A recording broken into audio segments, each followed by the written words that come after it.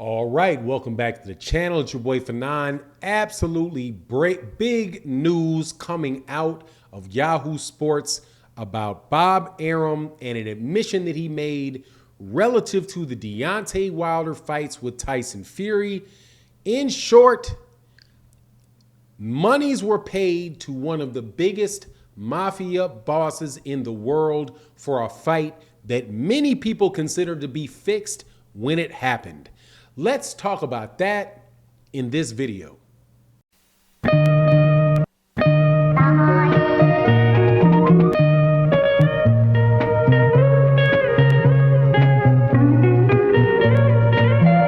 All right, welcome back to the channel. It's your boy Fanon. In this video, we're going to talk about the heavyweight division, specifically Deontay Wilder, Tyson Fury, Bob Arum, and Daniel Kinahan, and a huge admission that was made by Bob Arum, one that had been previously denied by people related in the Tyson Fury camp, that Daniel Kinahan was paid in excess of $4 million by Top Rank for consulting fees related to fights in Las Vegas, including Deontay Wilder 2 and Deontay Wilder Tyson Fury 3.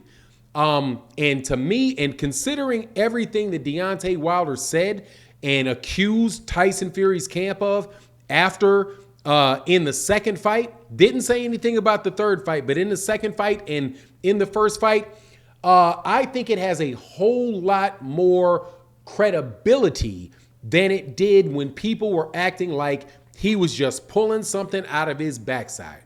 But let's go through it. Before we go through it, let me welcome you back to the channel. If you are a subscriber to the channel for long term or just recently, thank you guys so much for your support, continued support for the channel. If you're new to the channel, welcome back. If you're new to the channel, welcome to the channel. Please make sure you hit that subscribe button and that bell icon so you can be notified of when we release more videos. All right, so let's get into this. Deontay Wilder, after his second fight with Tyson Fury, made a lot of accusations about Tyson Fury's camp, specifically saying that he was drugged in the fight before he got into the fight. Came into the fight feeling fine, leaves his locker room, all of a sudden he's wobbling all over the place, definitely feeling if something was wrong with him in that fight. He also talked about the gloves associated with the fight and pretty much felt like the Tyson Fury's team had done a job on him that, let me put it this way, likened back to the old days when the Mafia was well known to be involved in the sport of boxing. At the time, people said, wow, specifically me, started off by saying, hold on, man. Reports are coming out of Ireland that Tyson Fury's advisor is one of the biggest mafia bosses in Europe. So if he's directly involved with fights in the United States and Deontay Wilder is saying that his water was poisoned, that makes sense that is how the mafia, things that the mafia has been known to do when they were fixing fights, right? Not everybody, but a lot of people brushed that off. Deontay Wilder, however, went to trial to get Tyson Fury to enforce a rematch clause with Tyson Fury. In that case, he, according to my sources, shared the information that he had related to the accusations that he made, and because Tyson Fury could not refute them, was one of the reasons why he was forced to actually take the rematch. But now Bob Arum comes out to say that he paid in excess of $1 million a fight, is what he said, for 4 fights. In excess. Doesn't mean it was $2 million is in excess. But he paid them specifically to Daniel Kinahan for consulting fees. Consulting fees for Deontay Wilder versus Tyson Fury 2, for Tyson Fury versus Otto Wallen, Tyson Fury versus Tom Schwartz, and Deontay Wilder versus Tyson Fury.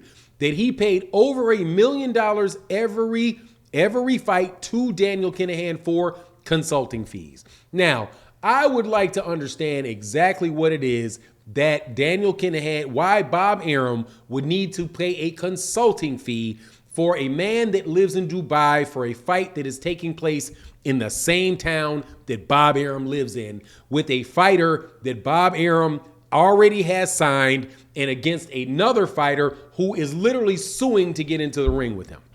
I don't know. However, like I said, when I first heard about this investigation going on, which was back in May, that those were questions that people were looking into.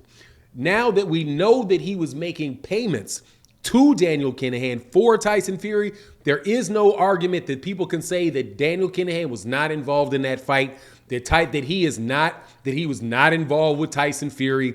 Even when Tyson Fury went on to the media and said, look, he thanked Daniel Kinahan for getting a fight over the hump, right? Which was supposed to be Tyson Fury versus Anthony Joshua to take place in Dubai or something, right, where he lives. People are like, oh, Tyson Fury got a lot of heat from it, took the post down, and people went back to acting like that was anybody's imagination, that he is actually thanking the guy for getting a fight done. Look, I can't tell you for sure whether or not Deontay Wilder was poisoned or not. Only Deontay Wilder and the blood test that he probably got know that.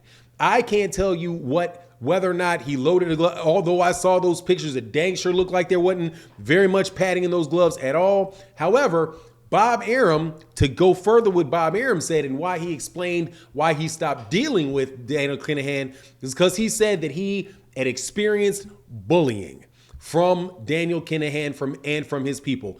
What type of bullying would there be in a boxing match? What type of bullying? And bullying of who? Bullying of the promoters, bullying of the sanctioning bodies, bullying of the Nevada State Athletic Commission. Who could he potentially be bullying?